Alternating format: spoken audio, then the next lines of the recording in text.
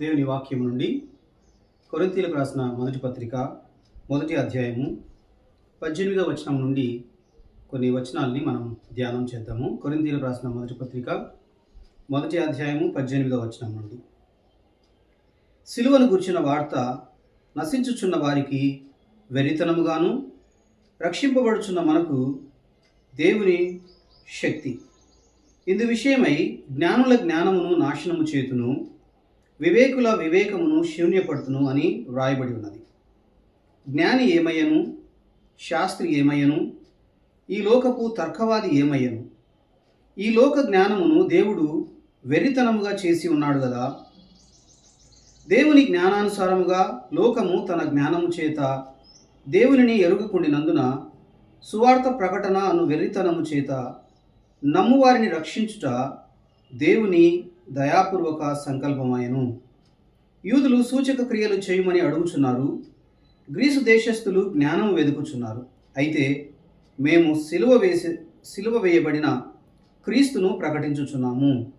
ఆయన యూదులకు ఆటంకముగాను అన్యజనులకు వెర్రితనముగాను ఉన్నాడు గాని యూదులకేమీ గ్రీసు దేశస్థులకేమీ పిలువబడిన వారికే క్రీస్తు దేవుని శక్తియును దేవుని జ్ఞానమునై ఉన్నాడు.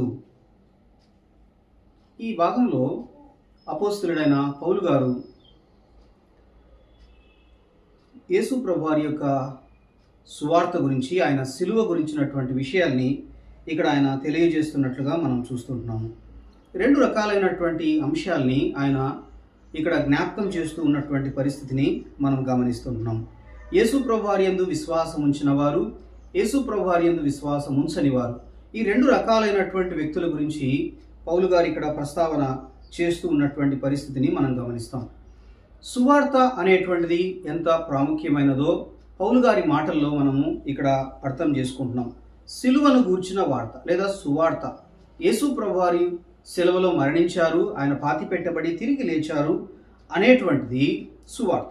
సో సిలువను గూర్చిన వార్త నశించుచున్నటువంటి వారికి వెర్రితనముగాను, రక్షింపబడుచున్నటువంటి మనకు దేవుని శక్తి.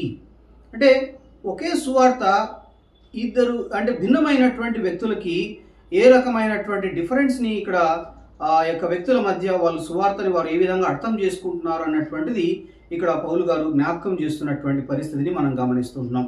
యూదులైతేనేమి, గ్రీసు దేశస్థులైతేనేమి, వారు దేవుణ్ణి వెదకడానికి లేదా జ్ఞానాన్ని వెదకడానికి వారు ఎన్నో రకాలుగా వారు ప్రయత్నాలు చేస్తున్నటువంటి పరిస్థితిని మనం గమనిస్తాం. అదే ఆయన అంటారు, యూదులు సూచక క్రియలు చేయమని అడుగుచున్నారు. యూదులు సూచక క్రియల కోసం వారు వెతుకుతున్నటువంటి వారుగా ఉన్నారు. గ్రీకు దేశస్థులైతే వారు చాలా మేధావులుగా, అనేక సంగతులను ఎరిగినటువంటి వారుగా, చాలా జ్ఞానవంతులైనటువంటి వారుగా, ఫిలాసఫర్స్గా ఉన్నారన్నటువంటి విషయాన్ని ఆయన ఇక్కడ తెలియజేస్తున్నటువంటి పరిస్థితిని మనం గమనిస్తున్నాం. అయితే మానవులు తమకున్నటువంటి మేధా సంపత్తి చేత దేవుణ్ణి సమీపించడానికి అవకాశం లేదు. దేవుణ్ణి వారు చేరుకోవడానికి తమ జ్ఞానము చేత దేవుణ్ణి సమీపించేటువంటి, దేవుణ్ణి తెలుసుకోవడానికి అవకాశమే లేదు అన్న విషయాన్ని ఆయన ఇక్కడ జ్ఞాపకం చేస్తున్నాడు. కాబట్టి మానవుడు తన జ్ఞానము చేత, తన యొక్క పరిశోధన చేత దేవుణ్ణి తెలుసుకోలేనటువంటి పరిస్థితి ఉంది. కాబట్టి దేవుడే తనను తాను మానవునికి తెలియజేసుకున్నాడు అన్నటువంటి విషయాన్ని మనం గమనిస్తాం. సో ఏ మానవుడు తన సొంత ప్రయత్నం ద్వారా దేవుణ్ణి తెలుసుకోవడానికి అవకాశమే లేదు. కాబట్టి దేవుడు తనను తాను మానవులకు ప్రత్యక్షపరచుకున్నాడు. దేవుడు తనను తాను మానవాళికి ఆయన తెలియజేశాడు అన్నటువంటి విషయాన్ని ఇక్కడ పౌలు గారు స్పష్టంగా తెలియజేస్తున్నటువంటి విషయాన్ని మనం గమనిస్తాం. కాబట్టి మానవ ప్రయత్నం వలన మానవులు ఎంత ప్రయత్నం చేసినా, ఎంత పరిశోధన చేసినా అది ఈ లోకానికి సంబంధించినటువంటిది మాత్రమే ఉంటుంది తప్ప అది దైవిక సంగతులని అర్థం చేసుకోవడానికి ఈ మానవ పరిజ్ఞానము, మానవ జ్ఞానము సరిపోదు అన్న విషయాన్ని పౌలు గారు ఎంతో స్పష్టంగా తెలియజేస్తున్నటువంటి పరిస్థితిని మనం గమనిస్తాం. అయితే దేవుడు ఏ మార్గాన్నైతే ఆయన తెలియజేసిన వారుగా ఉన్నారో, దేవుడు తెలియజేసినటువంటి మార్గం ఏంటంటే ఆయన తండ్రి అయిన దేవుడు, కుమారుడైన దేవుడు, పరిశుద్ధాత్మ దేవుడు, త్రిత్వంలో రెండవ వ్యక్తి అయినటువంటి యేసు ప్రభువారు మానవాళికి లేదా మానవుడిగా ఈ లోకంలోకి దిగి రావటం ద్వారా దేవుడు తనను తాను బయలుపరుచుకున్నటువంటి పరిస్థితిని మనం గమనిస్తుంటున్నాం. యోహాను సువార్త 1వ అధ్యాయం 1వ వచనంలో ఇదే విషయము దేవుని వాక్యంలో చెప్పబడి ఉండడాన్ని మనం గమనిస్తాం. ఆదియందు వాక్యం ఉండెను, వాక్యము దేవుని యొద్ద ఉండెను, వాక్యము దేవుడై ఉండెను. కాబట్టి 14వ వచనంలో ఆ వాక్యమే శరీరధారి అయి కృపా సత్య సంపూర్ణుడుగా మన మధ్య నివసించను. కాబట్టి మానవుడు తన ప్రయత్నం వలన, తన జ్ఞానం వలన దేవుని తెలుసుకోలేనటువంటి పరిస్థితిలో ఉన్నాడు. మానవుడు ఎప్పటికీ దేవుని తెలుసుకోలేడు. కాబట్టి దేవుడే మానవాళికి తనను తాను బయలుపరుచుకున్నాడు. అది యేసు ప్రభువారి ద్వారా ఆయన తనను తాను బయలుపరుచుకున్నాడు అన్నటువంటి విషయాన్ని మనం గమనిస్తాం. సో యేసు ప్రభువారు శరీరధారిగా ఈ లోకానికి వచ్చి ఆయన 33 సంవత్సరములు ఈ భూమి మీద జీవించి మానవ పాప పరిహారం కొరకై యేసు ప్రభువారు శిలువలో మరణించారు అన్నటువంటి విషయాన్ని మనం గమనిస్తాం. ఫిలిప్పీలకు రాసిన పత్రికలో పౌలు గారు ఈ యొక్క అంశాన్ని ఆయన తెలియజేస్తున్నట్లుగా మనం గమనిస్తాము. ఫిలిప్పీలకు రాసిన పత్రిక 2వ అధ్యాయంలో ఆయన శరీరధారిగా వచ్చినటువంటి అంశాన్ని పౌలు గారు తెలియజేస్తున్నట్లుగా మనం గమనిస్తాం. 2వ అధ్యాయం 6వ వచనంలో మనం గమనిస్తే ఆయన దేవుని స్వరూపము కలిగిన వాడయుండి దేవునితో సమానముగా ఉండుట విడిచిపెట్టకూడని భాగ్యమని ఎంచుకొనలేదు గాని మనుషుల పోలికగా పుట్టి దాసుని స్వరూపమును ధరించుకొని తన్ను తానే రిక్తునిగా చేసుకొనెను. మరియు ఆయన ఆకారమందు మనుష్యుడుగా కనబడి మరణము పొందునంతగా, అనగా శిలువ మరణము పొందునంతగా విధేయత చూపిన వాడై తన్ను తాను తగ్గించుకొనెను. కాబట్టి ఆయన శరీరధారిగా ఈ లోకానికి వచ్చాడు. సృష్టికర్త అయినటువంటి దేవుడు ఈ భూమిని, ఆకాశమును, నక్షత్రాలని, సూర్యుని, సమస్తాన్ని కలుగజేసినటువంటి సర్వాధికారి అయినటువంటి దేవుడే ఆయనే శరీరధారిగా ఈ లోకానికి దిగి వచ్చాడు. దేవుడు మానవ నేచర్ని ధరించిన వాడుగా ఈ లోకానికి వచ్చాడన్న విషయాన్ని మనం గమనిస్తాం. అంటే దేవుడు మానవులకి తను తాను ప్రత్యక్షపరుచుకున్నాడు, తను తాను రివీల్ చేసుకున్నాడు. దేవుడు ఏ విధంగా ఉంటాడు, ఆయన నేచర్ ఏంటి అనేటువంటి విషయాలు యేసు ప్రభు వారి ద్వారా తప్ప మానవులకు తెలిసేటువంటి అవకాశమే లేదు. కాబట్టి ఆయన శరీరధారిగా ఈ లోకానికి వచ్చాడన్న విషయాన్ని మనం గమనిస్తాం. అయితే యేసు ప్రభు వారు మన మానవుల పాప పరిహారం కొరకై శిలువలో మరణించారు. ఆయన సమాధి చేయబడ్డారు. ఆయన 3వ దినాన తిరిగి లేచారు. ఇది సువార్త. మనం మార్కు సువార్త 10వ అధ్యాయంలో కూడా ఇక్కడ సువార్తికుడు ఈ అంశాన్ని తెలియజేయడాన్ని మనం గమనిస్తాము. మార్కు సువార్త 10వ అధ్యాయంలో యేసు ప్రభు వారు ఈ లోకానికి రావడంలో ఉన్నటువంటి ఉద్దేశాన్ని ఆయన అక్కడ స్పష్టంగా తెలియజేయడాన్ని మనం దేవుని వాక్యంలో చదువుతాము. మార్కు సువార్త 10వ అధ్యాయము 45వ వచనంలో యేసు ప్రభు వారు ఈ లోకానికి రావడంలో ఉన్న ఉద్దేశాన్ని అక్కడ బయలుపరచబడి ఉండడాన్ని మనం గమనిస్తాం. మనుష్య కుమారుడు అంటే యేసు ప్రభు వారు పరిచారము చేయించుకొనుటకు రాలేదు గాని పరిచారము చేయుటకును అనేకులకు ప్రతిగా విమోచన క్రయధనముగా తన ప్రాణము ఇచ్చుటకును వచ్చెను. యేసు ప్రభు వారు ఎందుకోసం ఈ లోకానికి వచ్చారు అంటే ఆయన పాప క్షమాపణ కలగడానికి, మానవులకి పాప క్షమాపణ కలగాలంటే విమోచన క్రయధనము అనేటువంటిది, వెల అనేటువంటిది చెల్లించాల్సినటువంటి పరిస్థితి ఉంది. వెల చెల్లించకుండా మానవులకి పాప క్షమాపణ కలగడానికి అవకాశం లేదు, పాపము నుండి విడుదల కలగడానికి అవకాశం లేదు. కాబట్టి దేవాది దేవుడు మానవ రూపంలో ఈ లోకానికి వచ్చి ఆయన పాప పరిహారం కొరకై శిలువలో మరణించారు. ఆయన పాతిపెట్టబడి తిరిగి లేచారు. తద్వారా ఎవరైతే యేసు ప్రభు వారి యందు విశ్వాసం ఉంచుతారో వారు పాప క్షమాపణ పొందిన వారుగా, నిజమైన దేవుణ్ణి తెలుసుకున్నటువంటి వారుగా పరలోక రాజ్యానికి వారసులు అవుతారన్నటువంటి విషయము మనం అర్థం చేసుకుంటాం. అయితే ఈ విషయాలన్నీ కూడా లోకంలో మేధావులుగా చెప్పబడుతున్నటువంటి వారు, జ్ఞానులుగా చెప్పబడుతున్నటువంటి వాళ్ళకి ఈ యేసు ప్రభు వారిని గురించినటువంటి సువార్త అది ఒక వెర్రితనముగా ఉంది అన్న విషయాన్ని ఇక్కడ పౌలు గారు తెలియజేస్తున్నట్లుగా మనం గమనిస్తాం. సిలువను గురించినటువంటి వార్త నశించుచున్నటువంటి వారికి వెర్రితనముగాను, రక్షింపబడుచున్నటువంటి మనకు దేవుని శక్తిగాను ఉన్నది. ఎవరైతే యేసు ప్రభు వారు చేసినటువంటి బలియాగాన్ని విశ్వసించినటువంటి వారుగా ఉన్నారో అది వారి పాపములు క్షమించడం కొరకైనటువంటి శక్తివంతమైనటువంటి కార్యముగా ఈ సువార్త ఉన్నది. వారు పాపం నుండి విడుదల పొంది పరలోక రాజ్యానికి వారసులు అవడం కొరకైనటువంటి శక్తి కలిగినటువంటిదిగా సువార్త ఉంది అన్న విషయాన్ని పౌలు గారు ఇక్కడ స్పష్టంగా తెలియజేస్తున్నారు. అయితే కొంతమందికి ఈ లోక సంబంధమైనటువంటి వారికి, యేసు ప్రభు వారి యందు విశ్వాసం ఉంచకుండా ఉన్నటువంటి వారికి ఇది ఒక వింతైనటువంటి విషయంగా లేదా వెర్రితనముగా వాళ్ళకు కనబడుతుందన్న విషయము వాళ్ళు తెలియజేస్తున్నట్లుగా మనం చూస్తాం. అంటే యేసు ప్రభు వారు ఆయన బలహీనుడుగా సిలువకు మరణించాడు. ఆయన ఏ విధంగా మానవుల్ని రక్షించగలడు? యేసు ప్రభు వారితో పాటు సిలువ వేయబడినటువంటి దొంగలలో ఒక దొంగ ఈ విధంగానే యేసు ప్రభు వారిని ఆయన సిలువలో ఉన్నటువంటి కార్యాన్ని అతడు ఎగతాళి చేసినట్టుగా, హేళన చేసినట్లుగా మనం చూస్తాం. నీవు దేవుడవు కదా, నిన్ను రక్షించుకొని మమ్మను కూడా రక్షించు అని ఆ వ్యక్తి ఎగతాళి చేసినట్లుగా మనం చూస్తాం. అయితే తనతో పాటు సిలువ వేయబడిన ఇంకొక వ్యక్తి అయితే, నీవు ఇదే స్థానంలో ఉంటే దేవునికి భయపడవా? ఆయన ఏ దోషము చేయలేదు అని యేసు ప్రభు వారి యందు విశ్వాసం ఉంచినటువంటి పరిస్థితిని మనం గమనిస్తాం. తద్వారా ఆ వ్యక్తి యేసు ప్రభు వారితో పాటు ఆయన పరదైసులో ఉండడానికి అవకాశము యేసు ప్రభు వారు ఆ వ్యక్తికి, ఆ దొంగకి కలుగజేసినట్లుగా మనం చూస్తాం. అంటే ఇద్దరు వేరు వ్యక్తులు యేసు ప్రభు వారితో పాటు సిలువ వేయబడ్డారు. యేసు ప్రభు వారితో పాటు ఈక్వల్ డిస్టెన్స్లో ఉన్నారు వారు.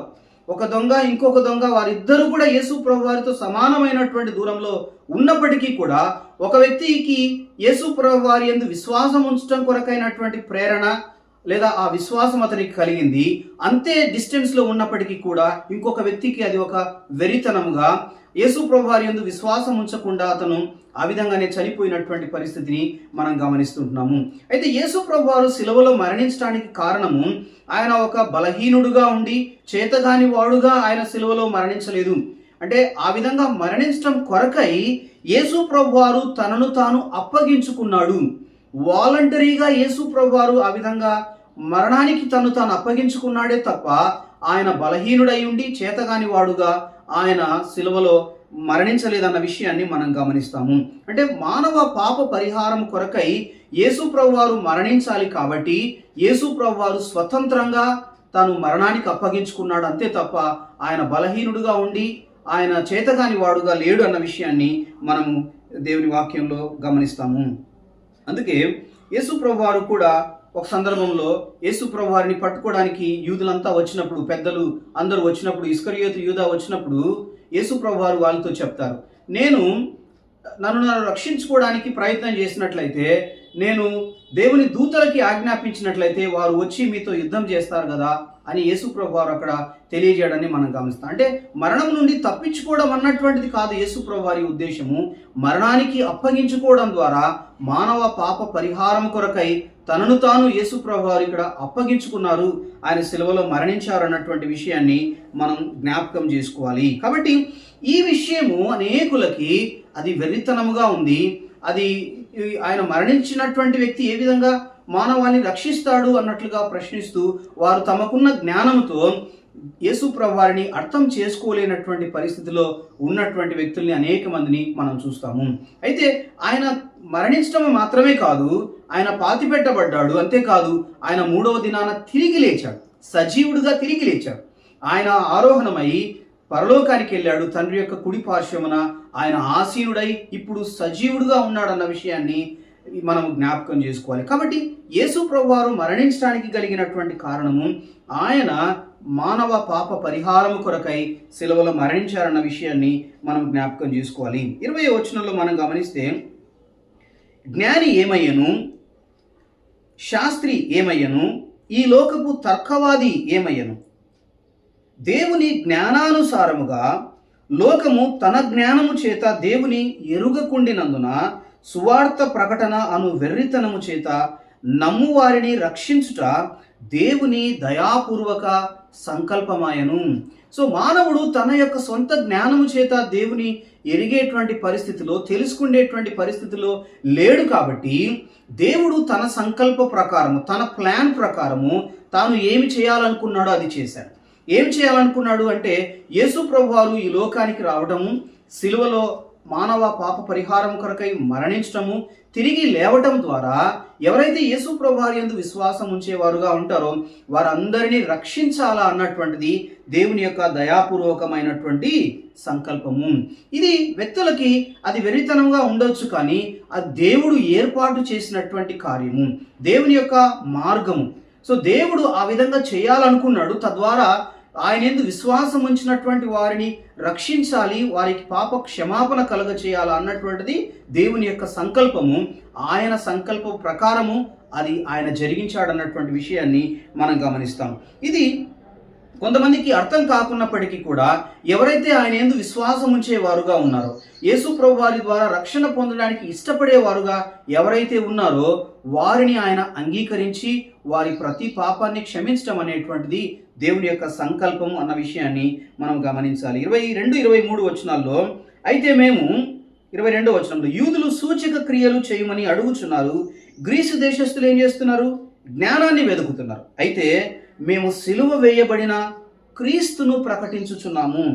ఆయన యూదులకు ఆటంకముగాను అన్యజనులకు వెర్రితనముగాను ఉన్నాడు కానీ యూదులకేమి గ్రీసు దేశస్తులకేమి పిలువబడిన వారికే క్రీస్తు దేవుని శక్తియును దేవుని జ్ఞానమునై ఉన్నాడు. కొంతమంది ఏమనుకుంటున్నారంటే మేము జ్ఞానవంతులం కాబట్టి యేసు ప్రభు వారి దగ్గరికి రావడం లేదు అనుకుంటున్నారు. మేము చాలా జ్ఞానం ఉన్నటువంటి వాళ్ళం కాబట్టి యేసు ప్రభు వారు మాకు అక్కర్లేదు అనేటువంటి పరిస్థితిలో కొంతమంది ఉండడాన్ని మనం గమనిస్తాం. యేసు ప్రభు వారి గురించి చదవకుండానే, యేసు ప్రభు వారి గురించి వినకుండానే యేసు ప్రభు వారిని తిరస్కరించేవారు అనేక మంది అప్పుడు ఉన్నారు, ఈ రోజుల్లో కూడా అనేక మంది ఉండడాన్ని మనం గమనిస్తాం. అయితే పిలువబడినటువంటి వారికే క్రీస్తు దేవుని శక్తియును దేవుని జ్ఞానమునై ఉన్నాడు. ఎవరైతే యేసు ప్రభు వారు నా పాపముల కొరకే సిలువలో మరణించాడని, నేను చేసిన పాపాలకి నేను అనుభవించాల్సిన శిక్ష యేసు ప్రభు వారు అనుభవించారు అన్న విషయాన్ని ఎవరైతే విశ్వసిస్తారో, యేసు ప్రభు వారి దగ్గరికి వస్తారో వారు తమ పాపముల నుండి విడుదల పొందేవారుగా, వారు క్షమాపణ పొంది నిత్య జీవానికి వారసులయ్యేవారుగా ఉంటారన్న విషయాన్ని మనం గమనించాలి. నాకు యేసు ప్రభు వారు అవసరం లేదు, ఈ సువార్తను నేను నమ్మను అని ఎవరైతే చెప్తారో వారు ఈ యొక్క యేసు ప్రభు వారు అనుగ్రహించే రక్షణకి పాత్రులు కాలేరు అన్న విషయాన్ని మనం గమనించాలి. కాబట్టి మనం గమనించాల్సినటువంటిది, యేసు ప్రభు వారు మన పాపముల విషయమై ఆయన సిలువలో మరణించిన కారణంగా, మన పాపాలకి ఆయన శిక్ష అనుభవించినటువంటి కారణంగా మనము యేసు ప్రభు వారి యందు విశ్వాసం ఉంచడం ద్వారా మన పాపములకు క్షమాపణ కలుగుతుంది. ఒకవేళ యేసు ప్రభు వారి యందు మనం విశ్వాసం ఉంచకపోతే మనం చేసిన పాపములకు మనము శిక్ష అనుభవించాల్సి ఉంటుంది. కాబట్టి యేసు ప్రభు వారు ఎంతో ప్రేమతో ఆయన మరణము పొందినంతగా మనల్ని ప్రేమించి మన కొరకు సిలువలో మరణాన్ని ఆయన అనుభవించాడు. కాబట్టి యేసు ప్రభు వారి యందు విశ్వాసం ఉంచడం ద్వారా ఉచితముగా మనము పాపముల నుండి విడుదల పొందుతాము, నిత్య జీవానికి పరలోక రాజ్యానికి వారసులమవుతాము. యేసు ప్రభు వారిని తిరస్కరించే వారు ఎవరైతే ఉన్నారో వారందరూ కూడా నిత్య శిక్షకి గురి అవుతారు, నరకానికి వాళ్ళు వెళ్ళేవారుగా ఉంటారన్న విషయాన్ని మనం గమనించాలి. ఎందులో తప్పించుకోవడానికి అవకాశమే లేదన్నటువంటి విషయాన్ని మనం జ్ఞాపకం చేసుకోవాలి. కొంతమందిని దేవుడు ఎవరినైతే ఆయన యందు విశ్వాసం ఉంచేవారుగా ఉంటారో వారు ఈ యొక్క కృపకు పాత్రులయ్యేటువంటి వారుగా ఉన్నారు. కాబట్టి యేసు ప్రభు వారి గురించి ఆలోచన చేస్తున్నప్పుడు యేసు ప్రభు వారిని నేర్చుకోవాలని, ఆయన గురించి చదవడానికి లేదా ఆయన గురించి ఎవరైనా చెప్తే వినడానికి ప్రయత్నం చేయాలి, తర్వాత డిసైడ్ చేసుకోవాలి తప్ప ముందుగానే యేసు ప్రభు వారిని తిరస్కరించడం అనేటువంటిది సరైనటువంటి ఆలోచన కాదు. తద్వారా మనము ఉచితంగా ఆయన అనుగ్రహించేటువంటి కృపకు పాత్రలను అవ్వకుండా పోయేటువంటి ప్రమాదం ఉంది అన్న విషయాన్ని నేను ప్రేమతో తెలియజేస్తున్నాను. కాబట్టి మనము జ్ఞానవంతులమైతే ఆ జ్ఞానము నిజమైన దేవుణ్ణి తెలుసుకోవడానికి మనకు ఉపయోగపడేదిగా ఉండాలి. మన పాపములకు క్షమాపణ కలగజేసేటువంటిదిగా మన జ్ఞానం ఉండాలి. మనం పరలోక రాజ్యానికి నిత్య జీవానికి పాత్రులం అవడం కొరకై మన జ్ఞానం ఉపయోగపడాలి తప్ప మనకున్నటువంటి జ్ఞానము, మనకున్న అనుభవము, మనకున్న పరిశోధన ఇదంతా కూడా దేవుని నుండి దూరం అవ్వడానికి, శిక్షకు పాత్రులు అవ్వడానికి అది ఉపయోగపడేటువంటిదిగా ఉండకూడదు. కాబట్టి పౌలు గారు ఆయన ఎంతో మేధావి అయినప్పటికీ, ఆయన ఎంతో జ్ఞాన సంపన్నుడు అయినప్పటికీ కూడా తనకున్నటువంటి జ్ఞానాన్ని సువార్త ప్రకటించడానికి, అనేకులు సత్యం వైపుకు మరలడానికి ఆయన ఉపయోగించినటువంటి వాడుగా ఉన్నాడన్న విషయాన్ని మనం గమనించాలి. 2వ అధ్యాయంలో 2వ వచనంలో అదే అంటాడు, నేను యేసుక్రీస్తును అనగా సిలువ వేయబడిన యేసుక్రీస్తును తప్ప మరి దేనిని మీ మధ్య ఎరుగకుందునని నిశ్చయించుకుంటుని. అనేక విషయాలు తెలుసు పౌలు గారికి, ఆయన మేధా సంపత్తి ఎంతో ఎక్కువగా ఉంది అన్న విషయాన్ని మనం గమనిస్తాం. అంత జ్ఞానవంతుడు అయినప్పటికీ కూడా నిజమైన దేవుణ్ణి తెలుసుకున్నవాడుగా, ఆయన సిలువ వేయబడినటువంటి యేసు ప్రభువారి గురించి అనేకులకు తెలియజేసినటువంటి వాడుగా ఉన్నాడన్న విషయాన్ని మనం గమనించాలి. కాబట్టి ఈ మాటలు వింటున్నటువంటి మనం సిలువలో మరణించినటువంటి యేసు ప్రభువారు ఆయన చేతకాని వాడుగా, బలహీనుడుగా ఆయన మరణించలేదు, కానీ మానవ పాప పరిహారం కొరకై మనం అనుభవించాల్సిన శిక్ష యేసు ప్రభువారు అనుభవించారు. కాబట్టి యేసు ప్రభువారు ఆయన సర్వశక్తి సంపన్నుడుగా ఉన్నాడు. ఆయన ఎంతో జ్ఞానం కలిగినటువంటి వాడుగా ఉన్నాడు. ఆయన మరణాన్ని జయించి తిరిగి లేచాడు. ఆయన ఆరోహణమై పరలోకంలో తండ్రి యొక్క కుడి పార్శ్వమున ఆయన ఆసీనుడుగా ఉన్నాడన్న విషయాన్ని మనం జ్ఞాపకం చేసుకోవాలి. కేవలము బలహీనుడైనటువంటి వ్యక్తిగా, మరణించిన వ్యక్తిగానే మీరు ఒకవేళ యేసు ప్రభువారిని చూస్తూ ఉన్నట్లయితే అది సరైనటువంటి ఆలోచన కాదు. ఆయన 2000 సంవత్సరాల క్రితమే ఆయన సిలువలో మరణించాడు. ఆయన పాతిపెట్టబడి తిరిగి లేచాడు, పునరుత్థానుడయ్యాడు. ఆయన మరణాన్ని జయించి తిరిగి లేచాడు, మరణాన్ని ఓడించాడు, అపవాదిని ఓడించి తిరిగి లేచాడు. ఆయన ఇప్పుడు పరలోకంలో సజీవుడుగా ఉన్నాడు. ఆయన యందు విశ్వాసం ఉంచిన వారికి నిత్య జీవాన్ని అనుగ్రహించేవాడుగా ఉన్నాడన్న విషయాన్ని ఈ సమయంలో నేను మీకు ప్రేమతో మనవి చేస్తున్నాను. కాబట్టి మీరు యేసు ప్రభువారి దగ్గరికి రావాలని నేను ప్రేమతో మీకు మనవి చేస్తున్నాను. ఆయన మీ నిమిత్తమే మీరు చేసిన పాపాలన్నీ తన మీద వేసుకొని ఆయన అవమానకరమైనటువంటి మరణాన్ని అనుభవించాడు. ఆయన శక్తి లేనివాడు కాదు. ఆయన తను తాను వాలంటరీగా, స్వచ్ఛందంగా మరణానికి అప్పగించుకున్నాడు. ఎందుకంటే ఆయన మనల్ని ఎంతో ప్రేమించి మన పాపాలకి మనం శిక్ష అనుభవించకూడదని, మనల్ని విడుదల చేయాలని, మనకు విమోచన మనకు అనుగ్రహించాలని యేసు ప్రభువారు సిలువలో మరణించారు.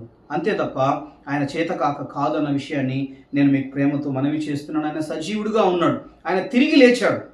ఆయన మరణాన్ని జయించి తిరిగి లేచాడు. కాబట్టి మీరు యేసు ప్రభువారి యందు విశ్వాసం ఉంచినట్లయితే, ప్రభువా నా ప్రతి పాపాన్ని క్షమించు, నీవు నా నిమిత్తమే సిలువలో మరణించి తిరిగి లేచావని నేను నమ్ముతున్నాను, నా పాపాలన్నీ క్షమించు ప్రభువా, నాకు నిత్య జీవాన్ని, పరలోక రాజ్యాన్ని అనుగ్రహించు అని మీరు అడిగినట్లయితే దేవుడు మీ ప్రతి పాపాన్ని క్షమించి మీకు నిత్య జీవాన్ని అనుగ్రహించడానికి ఆయన ఇష్టపడుతుంటున్నాడు.